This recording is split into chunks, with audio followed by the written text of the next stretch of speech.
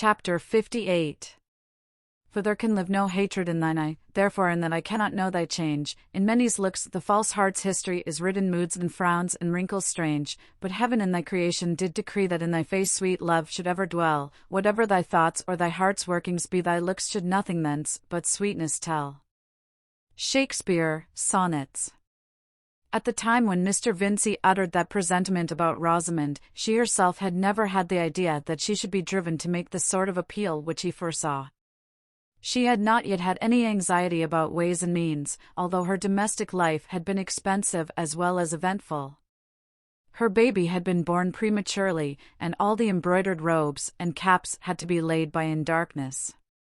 This misfortune was attributed entirely to her having persisted in going out on horseback one day when her husband had desired her not to do so, but it must not be supposed that she had shown temper on the occasion, or rudely told him that she would do as she liked. What led her particularly to desire horse exercise was a visit from Captain Lydgate, the baronet's third son, who, I am sorry to say, was detested by our Tertius of that name as a vapid fop parting his hair from brow to nape in a despicable fashion, not followed by Tertius himself, and showing an ignorant security that he knew the proper thing to say on every topic. Lydgate inwardly cursed his own folly that he had drawn down this visit by consenting to go to his uncle's on the wedding tour, and he made himself rather disagreeable to Rosamond by saying so in private. For to Rosamond this visit was a source of unprecedented but gracefully concealed exultation. She was so intensely conscious of having a cousin who was a baronet's son staying in the house, that she imagined the knowledge of what was implied by his presence to be diffused through all other minds, and when she introduced Captain Lydgate to her guests, she had a placid sense that his rank penetrated them as if it had been an odor. The satisfaction was enough for the time to melt away some disappointment in the conditions of marriage with a medical man even of good birth. It seemed now that her marriage was visibly as well as ideally floating her above the Middlemarch level, and the future looked bright with letters and visits to and from Quallingham, and vague advancement in consequence for Tertius. Especially as, probably at the captain's suggestion, his married sister, Mrs. Mengon, had come with her maid, and stayed 2 nights on her way from town. Hence, it was clearly worthwhile for Rosamond to take pains with her music and the careful selection of her lace. As to Captain Lydgate himself, his low brow, his aquiline nose bent on one side, and his rather heavy utterance, might have been disadvantageous in any young gentleman who had not a military bearing and moustache to give him what is doted on by some flower-like blonde heads as style. He had, moreover, that sort of high breeding which consists in being free from the petty solicitudes of middle-class gentility, and he was a great critic of feminine charms. Rosamond delighted in his admiration now even more than she had done at Quallingham, and he found it easy to spend several hours of the day in flirting with her. The visit altogether was one of the pleasantest larks he had ever had, not the less so perhaps because he suspected that his queer cousin Tertius wished him away, though Lydgate, who would rather, hyperbolically speaking, have died than have failed in polite hospitality, suppressed his dislike, and only pretended generally not to hear what the gallant officer said, consigning the task of answering him to Rosamond. For he was not at all a jealous husband, and preferred leaving a feather-headed young gentleman alone with his wife to bearing him company. "I wish you would talk more to the captain at dinner, Tertius," said Rosamond, one evening when the important guest was gone to Loamford to see some brother officers stationed there. "You really look so absent sometimes, you seem to be seeing through his head into something behind it, instead of looking at him." "My dear Rosie, you don't expect me to talk much to such a conceited ass as that, I hope," said Lydgate, brusquely. "If he got his head broken, I might look at it with interest, not before." "I cannot conceive why you should speak of your cousins so contemptuously," said Rosamond, her fingers moving at her work while she spoke with a mild gravity which had a touch of disdain in it. "Ask Ladislaw if he doesn't think your captain the greatest bore he ever met with. Ladislaw has almost forsaken the house since he came." Rosamond thought she knew perfectly well why Mr. Ladislaw disliked the captain. He was jealous, and she liked his being jealous. "It is impossible to say what will suit eccentric persons," she answered, "but in my opinion Captain Lydgate is a thorough gentleman, and I think you ought not, out of respect to Sir Godwin, to treat him with neglect." "No, dear, but we have had dinners for him. And he comes in and goes out as he likes." He doesn't want me. Still, when he is in the room, you might show him more attention. He may not be a phoenix of cleverness in your sense, his profession is different, but it would be all the better for you to talk a little on his subjects. I think his conversation is quite agreeable. And he is anything but an unprincipled man. The fact is, you would wish me to be a little more like him, Rosie, said Lydgate, in a sort of resigned murmur, with a smile which was not exactly tender, and certainly not merry. Rosamond was silent and did not smile again, but the lovely curves of her face looked good-tempered enough without smiling. Those words of Lydgate's were like a sad milestone marking how far he had travelled from his old dreamland, in which Rosamond Vincy appeared to be that perfect piece of womanhood who would reverence her husband's mind after the fashion of an accomplished mermaid, using her comb and looking-glass and singing her song for the relaxation of his adored wisdom alone. He had begun to distinguish between that imagined adoration and the attraction towards a man's talent because it gives him prestige, and is like an order in his buttonhole or an honourable before his name. It might have been supposed that Rosamond had travelled too, since she had found the pointless conversation of Mr. Ned Plymdale perfectly wearisome, but to most mortals there is a stupidity which is unendurable and a stupidity which is altogether acceptable, else, indeed, what would become of social bonds? Captain Lydgate's stupidity was delicately scented, carried itself with style, talked with a good accent, and was closely related to Sir Godwin. Rosamond found it quite agreeable and caught many of its phrases. Therefore, since Rosamond, as we know, was fond of horseback, there were plenty of reasons why she should be tempted to resume her riding when Captain Lydgate, who had ordered his men with 2 horses to follow him and put up at the Green Dragon, begged her to go out on the grey, which he warranted to be gentle and trained to carry a lady. Indeed, he had bought it for his sister, and was taking it to Quallingham. Rosamond went out the first time without telling her husband, and came back before his return, but the ride had been so thorough a success, and she declared herself so much the better in consequence, that he was informed of it with full reliance on his consent that she should go riding again. On the contrary, Lydgate was more than hurt. He was utterly confounded that she had risked herself on a strange horse, without referring the matter to his wish. After the first almost thundering exclamations of astonishment, which sufficiently warned Rosamond of what was coming, he was silent for some moments. "However, you have come back safely," he said, at last, in a decisive tone. "You will not go again, Rosie, that is understood. If it were the quietest, most familiar horse in the world, there would always be the chance of accident. And you know very well that I wished you to give up riding the roan on that account. But there is the chance of accident indoors, Tertius." "My darling, don't talk nonsense," said Lydgate, in an imploring tone. "Surely I am the person to judge for you. I think it is enough that I say you are not to go again." Rosamond was arranging her hair before dinner, and the reflection of her head in the glass showed no change in its loveliness except a little turning aside of the long neck.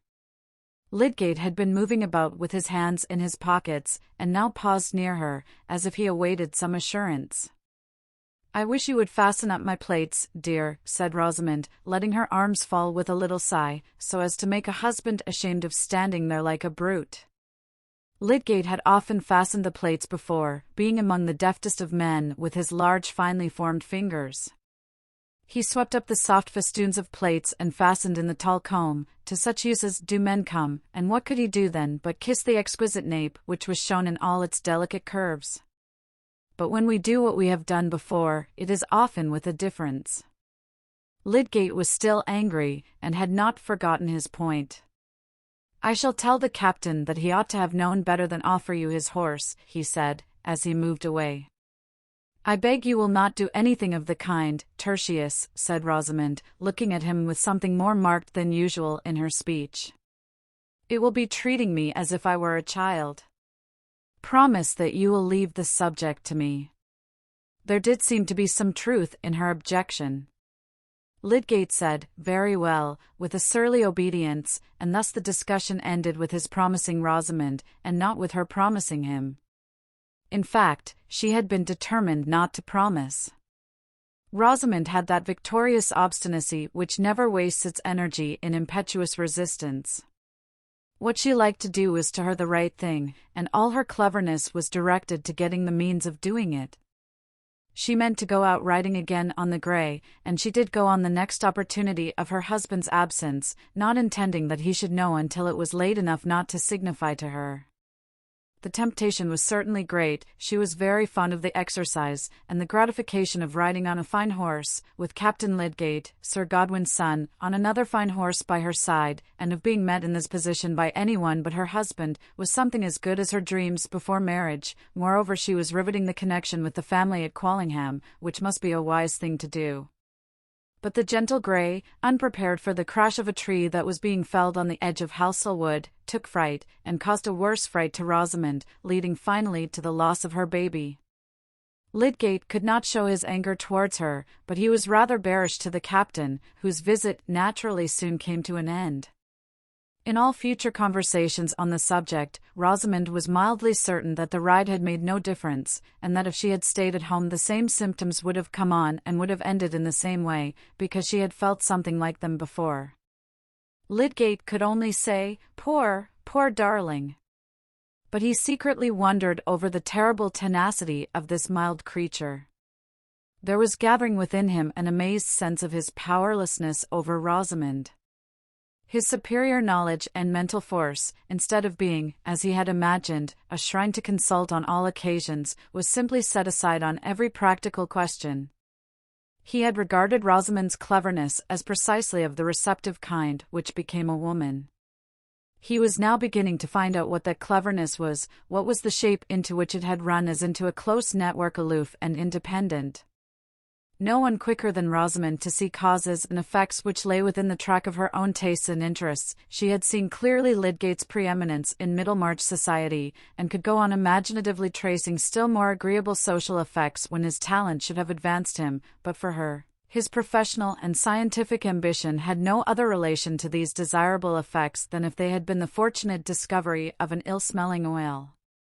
And that oil apart, with which she had nothing to do, of course she believed in her own opinion more than she did in his. Lydgate was astounded to find in numberless trifling matters, as well as in this last serious case of the riding, that affection did not make her compliant. He had no doubt that the affection was there, and had no presentiment that he had done anything to repel it. For his own part he said to himself that he loved her as tenderly as ever, and could make up his mind to her negations, but, well. Lydgate was much worried, and conscious of new elements in his life as noxious to him as an inlet of mud to a creature that has been used to breathe and bathe and dart after its illuminated prey in the clearest of waters. Rosamond was soon looking lovelier than ever at her work-table, enjoying drives in her father's phaeton and thinking it likely that she might be invited to Quallingham. She knew that she was a much more exquisite ornament to the drawing-room there than any daughter of the family, and in reflecting that the gentlemen were aware of that, did not perhaps sufficiently consider whether the ladies would be eager to see themselves surpassed. Lydgate, relieved from anxiety about her, relapsed into what she inwardly called his moodiness, a name which to her covered his thoughtful preoccupation with other subjects than herself, as well as that uneasy look of the brow and distaste for all ordinary things as if they were mixed with bitter herbs, which really made a sort of weather-glass to his vexation and foreboding.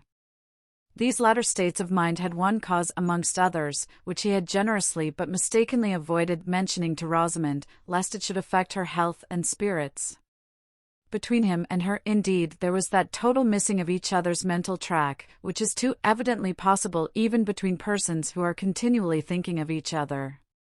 To Lydgate it seemed that he had been spending month after month in sacrificing more than half of his best intent and best power to his tenderness for Rosamond, bearing her little claims and interruptions without impatience, and, above all, bearing without betrayal of bitterness to look through less and less of interfering illusion at the blank unreflecting surface her mind presented to his ardour for the more impersonal ends of his profession and his scientific study, an ardour which he had fancied that the ideal wife must somehow worship as sublime, though not in the least knowing why.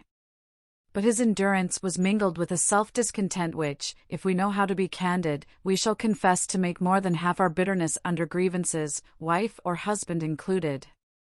It always remains true that if we had been greater, circumstance would have been less strong against us. Lydgate was aware that his concessions to Rosamond were often little more than the lapse of slackening resolution, the creeping paralysis apt to seize an enthusiasm which is out of adjustment to a constant portion of our lives. And on Lydgate's enthusiasm there was constantly pressing not a simple weight of sorrow, but the biting presence of a petty degrading care, such as casts the blight of irony over all higher effort.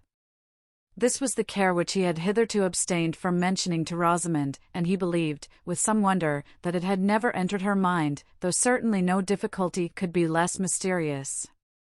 It was an inference with a conspicuous handle to it, and had been easily drawn by indifferent observers, that Lydgate was in debt, and he could not succeed in keeping out of his mind for long together that he was every day getting deeper into that swamp, which tempts men towards it with such a pretty covering of flowers and verdure.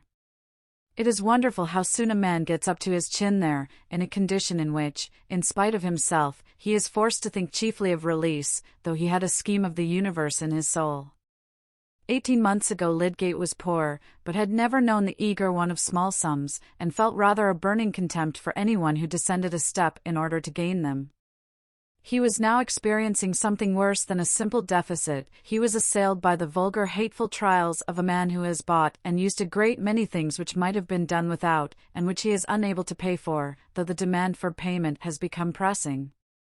How this came about may be easily seen without much arithmetic or knowledge of prices. When a man in setting up a house and preparing for marriage finds that his furniture and other initial expenses come to between £400 and £500 more than he has capital to pay for, when at the end of a year it appears that his household expenses, horses and etc. amount to nearly £1,000, while the proceeds of the practice reckoned from the old books to be worth £800 per annum have sunk like a summer pond and make hardly £500, chiefly in unpaid entries. The plain inference is that, whether he minds it or not, he is in debt. Those were less expensive times than our own, and provincial life was comparatively modest, but the ease with which a medical man who had lately bought a practice, who thought that he was obliged to keep 2 horses, whose table was supplied without stint, and who paid an insurance on his life and a high rent for house and garden, might find his expenses doubling his receipts, can be conceived by anyone who does not think these details beneath his consideration. Rosamond, accustomed from her childhood to an extravagant household, thought that good housekeeping consisted simply in ordering the best of everything, nothing else answered, and Lydgate supposed that if things were done at all, they must be done properly. He did not see how they were to live otherwise. If each head of household expenditure had been mentioned to him beforehand, he would have probably observed that it could hardly come to much, and if anyone had suggested a saving on a particular article, for example, the substitution of cheap fish for dear, it would have appeared to him simply a pennywise, mean notion.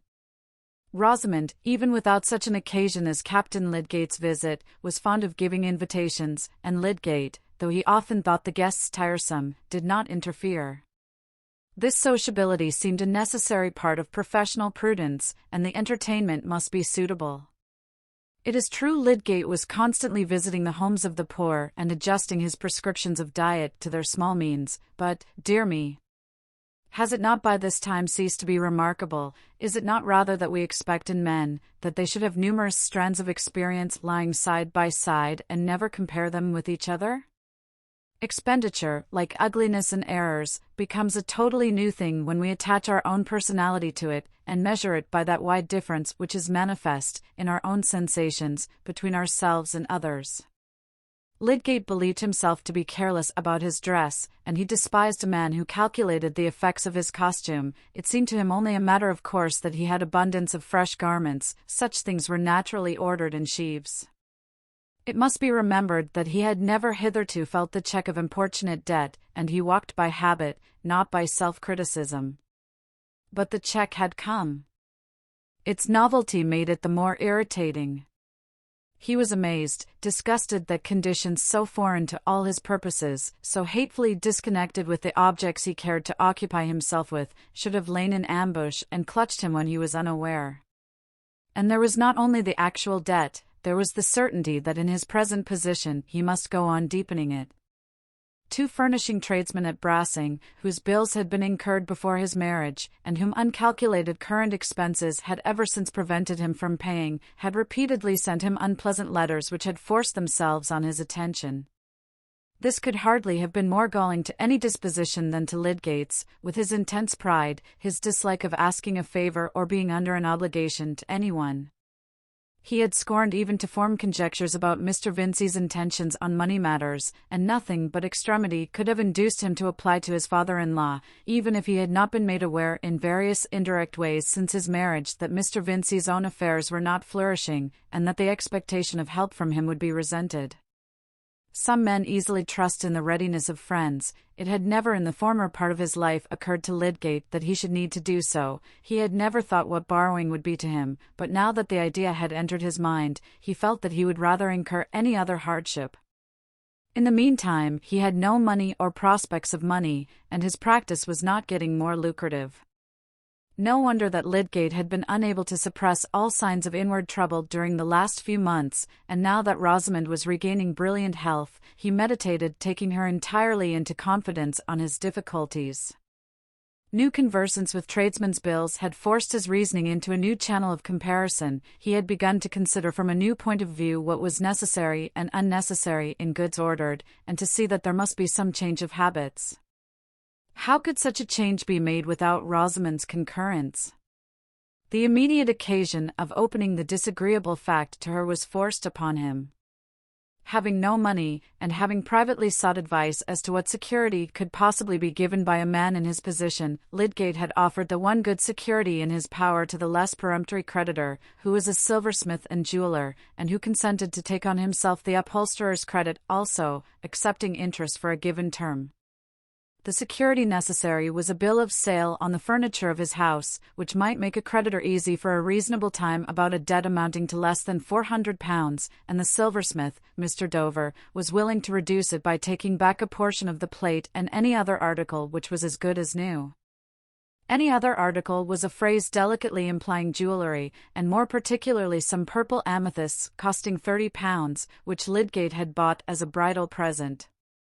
Opinions may be divided as to his wisdom in making this present. Some may think that it was a graceful attention to be expected from a man like Lydgate, and that the fault of any troublesome consequences lay in the pinched narrowness of provincial life at that time, which offered no conveniences for professional people whose fortune was not proportioned to their tastes, also, in Lydgate's ridiculous fastidiousness about asking his friends for money. However, it had seemed a question of no moment to him on that fine morning when he went to give a final order for plate, in the presence of other jewels enormously expensive, and as an addition to orders of which the amount had not been exactly calculated. £30 for ornaments so exquisitely suited to Rosamond's neck and arms could hardly appear excessive when there was no ready cash for it to exceed. But at this crisis Lydgate's imagination could not help dwelling on the possibility of letting the amethysts take their place again among Mr. Dover's stock, though he shrank from the idea of proposing this to Rosamond. Having been roused to discern consequences which he had never been in the habit of tracing, he was preparing to act on this discernment with some of the rigour, by no means all, that he would have applied in pursuing experiment. He was nerving himself to this rigour as he rode from Brassing, and meditated on the representations he must make to Rosamond. It was evening when he got home. He was intensely miserable, this strong man of 29 and of many gifts. He was not saying angrily within himself that he had made a profound mistake, but the mistake was at work in him like a recognized chronic disease, mingling its uneasy importunities with every prospect, and enfeebling every thought. As he went along the passage to the drawing-room, he heard the piano and singing. Of course, Ladislaw was there. It was some weeks since Will had parted from Dorothea, yet he was still at the old post in Middlemarch. Lydgate had no objection in general to Ladislaw's coming, but just now he was annoyed that he could not find his hearth free. When he opened the door the two singers went on towards the keynote, raising their eyes and looking at him indeed, but not regarding his entrance as an interruption. To a man galled with his harness as poor Lydgate was, it is not soothing to see two people warbling at him, as he comes in with the sense that the painful day has still pains in store. His face, already paler than usual, took on a scowl as he walked across the room and flung himself into a chair. The singers, feeling themselves excused by the fact that they had only 3 bars to sing, now turned round. "How are you, Lydgate?" said Will, coming forward to shake hands. Lydgate took his hand, but did not think it necessary to speak. "Have you dined, Tertius?" "I expected you much earlier," said Rosamond, who had already seen that her husband was in a horrible humor. She seated herself in her usual place as she spoke. "I have dined." "I should like some tea, please," said Lydgate, curtly, still scowling and looking markedly at his legs stretched out before him. Will was too quick to need more. "I shall be off," he said, reaching his hat. "Tea is coming," said Rosamond, "pray don't go." "Yes, Lydgate is bored," said Will, who had more comprehension of Lydgate than Rosamond had, and was not offended by his manner, easily imagining outdoor causes of annoyance.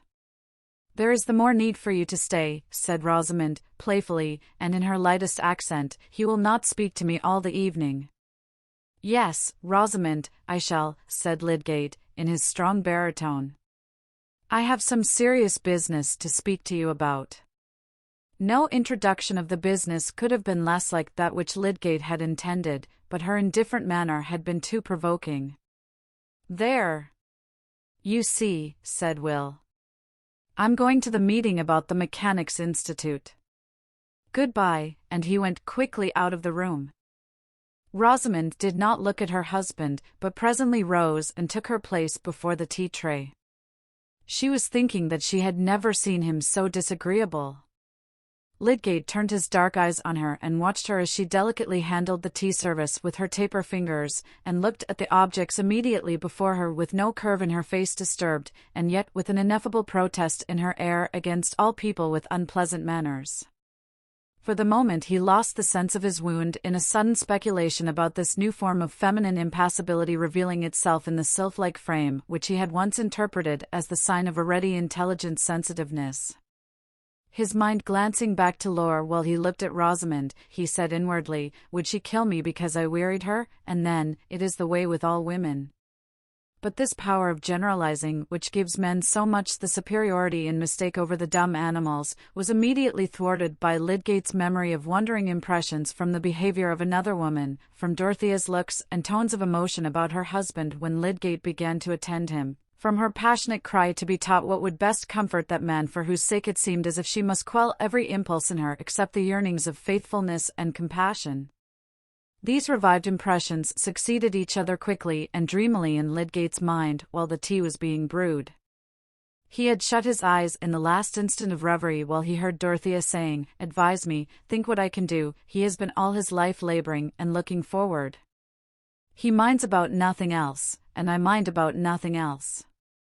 That voice of deep-souled womanhood had remained within him as the enkindling conceptions of dead and sceptred genius had remained within him. Is there not a genius for feeling nobly which also reigns over human spirits and their conclusions? The tones were music from which he was falling away. He had really fallen into a momentary doze, when Rosamond said in her silvery neutral way, "Here is your tea, Tertius," setting it on the small table by his side, and then moved back to her place.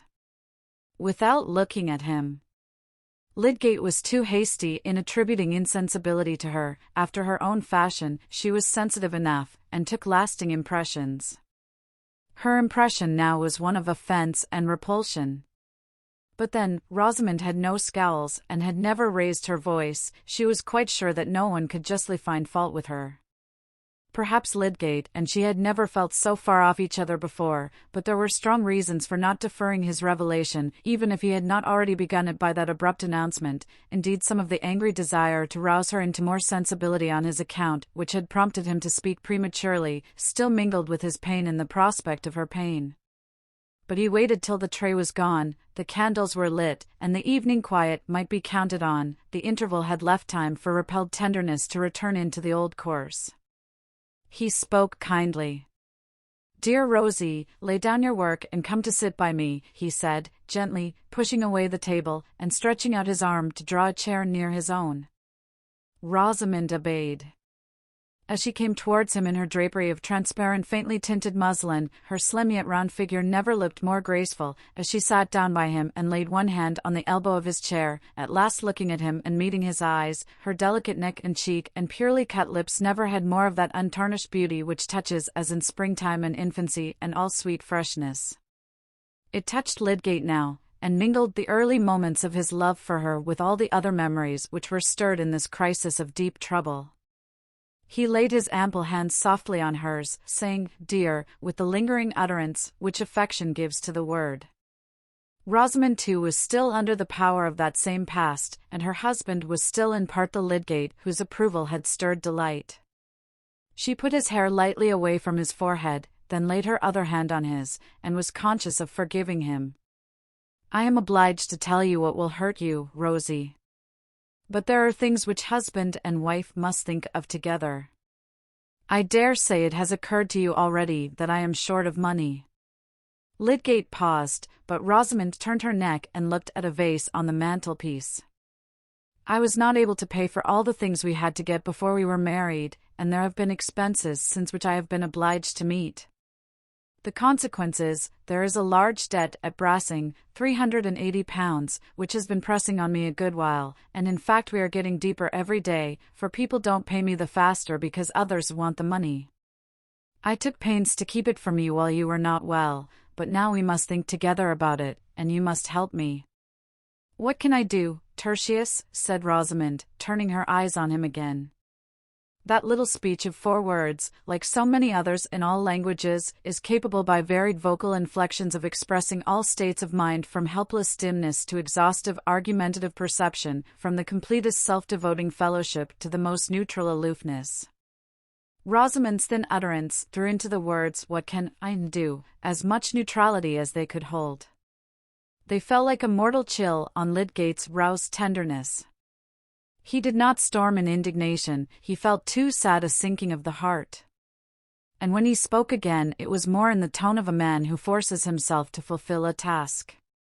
"It is necessary for you to know, because I have to give security for a time, and a man must come to make an inventory of the furniture." Rosamond colored deeply. "Have you not asked Papa for money?" she said, as soon as she could speak. "No, then I must ask him," she said, releasing her hands from Lydgate's, and rising to stand at 2 yards' distance from him. "No, Rosie," said Lydgate, decisively. "It is too late to do that. The inventory will be begun tomorrow. Remember, it is a mere security, it will make no difference, it is a temporary affair. I insist upon it that your father shall not know, unless I choose to tell him," added Lydgate, with a more peremptory emphasis. This certainly was unkind, but Rosamond had thrown him back on evil expectation as to what she would do in the way of quiet, steady disobedience. The unkindness seemed unpardonable to her. She was not given to weeping and disliked it, but now her chin and lips began to tremble and the tears welled up.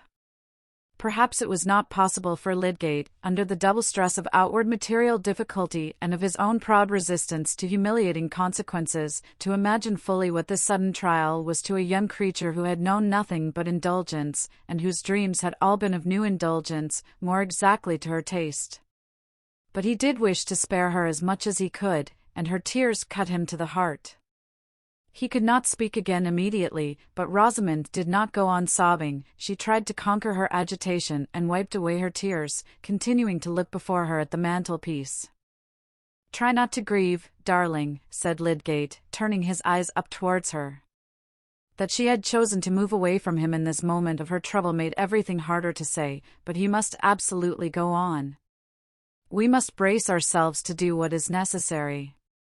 It is I who have been in fault. I ought to have seen that I could not afford to live in this way.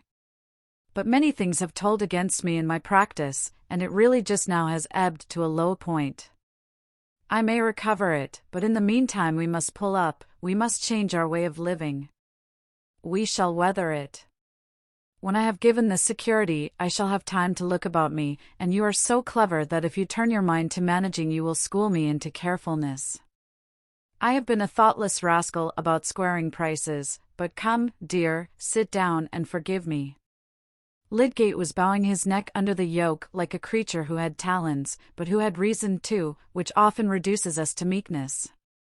When he had spoken the last words in an imploring tone, Rosamond returned to the chair by his side.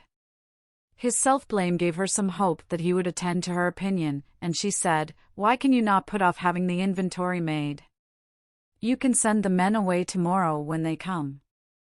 I shall not send them away, said Lydgate, the peremptoriness rising again. Was it of any use to explain? If we left Middlemarch? There would of course be a sale, and that would do as well. But we are not going to leave Middlemarch. I am sure, Tertius, it would be much better to do so. Why can we not go to London? Or near Durham, where your family is known? We can go nowhere without money, Rosamond. Your friends would not wish you to be without money. And surely these odious tradesmen might be made to understand that, and to wait, if you would make proper representations to them. This is idle, Rosamond, said Lydgate, angrily. You must learn to take my judgment on questions you don't understand. I have made necessary arrangements, and they must be carried out. As to friends, I have no expectations whatever from them, and shall not ask them for anything. Rosamond sat perfectly still. The thought in her mind was that if she had known how Lydgate would behave, she would never have married him. We have no time to waste now on unnecessary words, dear, said Lydgate, trying to be gentle again. There are some details that I want to consider with you. Dover says he will take a good deal of the plate back again, and any of the jewellery we like. He really behaves very well. Are we to go without spoons and forks then? Said Rosamond, whose very lips seemed to get thinner with the thinness of her utterance. She was determined to make no further resistance or suggestions. Oh no, dear, said Lydgate. But look here, he continued, drawing a paper from his pocket and opening it, here is Dover's account. See, I have marked a number of articles, which if we returned them would reduce the amount by £30 and more. I have not marked any of the jewellery. Lydgate had really felt this point of the jewellery very bitter to himself, but he had overcome the feeling by severe argument. He could not propose to Rosamond that she should return any particular present of his, but he had told himself that he was bound to put Dover's offer before her, and her inward prompting might make the affair easy. It is useless for me to look, Tertius, said Rosamond, calmly, you will return what you please. She would not turn her eyes on the paper, and Lydgate, flushing up to the roots of his hair, drew it back and let it fall on his knee. Meanwhile Rosamond quietly went out of the room, leaving Lydgate helpless and wondering. Was she not coming back? It seemed that she had no more identified herself with him than if they had been creatures of different species and opposing interests. He tossed his head and thrust his hands deep into his pockets with a sort of vengeance. There was still science, there were still good objects to work for. He must give a tug still, all the stronger because other satisfactions were going. But the door opened and Rosamond re-entered. She carried the leather box containing the amethysts, and a tiny ornamental basket which contained other boxes, and laying them on the chair where she had been sitting, she said, with perfect propriety in her air, "This is all the jewellery you ever gave me. You can return what you like of it, and of the plate also. You will not, of course, expect me to stay at home tomorrow. I shall go to Papa's." To many women the look Lydgate cast at her would have been more terrible than one of anger, it had in it a despairing acceptance of the distance she was placing between them. "And when shall you come back again?" he said, with a bitter edge on his accent. "Oh, in the evening. Of course I shall not mention the subject to Mamma." Rosamond was convinced that no woman could behave more irreproachably than she was behaving, and she went to sit down at her work-table. Lydgate sat meditating a minute or two, and the result was that he said, with some of the old emotion in his tone, "Now we have been united, Rosie, you should not leave me to myself in the first trouble that has come." "Certainly not," said Rosamond, "I shall do everything it becomes me to do. It is not right that the thing should be left to servants, or that I should have to speak to them about it. And I shall be obliged to go out, I don't know how early. I understand you're shrinking from the humiliation of these money affairs. But, my dear Rosamond, as a question of pride, which I feel just as much as you can, it is surely better to manage the thing ourselves, and let the servants see as little of it as possible, and since you are my wife, there is no hindering your share in my disgraces, if there were disgraces." Rosamond did not answer immediately, but at last she said, "Very well, I will stay at home. I shall not touch these jewels, Rosie. Take them away again. But I will write out a list of plate that we may return, and that can be packed up and sent at once."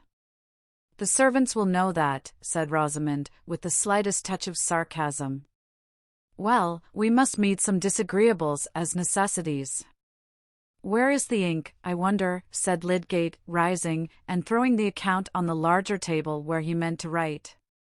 Rosamond went to reach the inkstand, and after setting it on the table was going to turn away, when Lydgate, who was standing close by, put his arm round her and drew her towards him, saying, "Come, darling, let us make the best of things. It will only be for a time, I hope, that we shall have to be stingy and particular. Kiss me." His native warm-heartedness took a great deal of quenching, and it is a part of manliness for a husband to feel keenly the fact that an inexperienced girl has got into trouble by marrying him. She received his kiss and returned it faintly, and in this way an appearance of accord was recovered for the time. But Lydgate could not help looking forward with dread to the inevitable future discussions about expenditure and the necessity for a complete change in their way of living.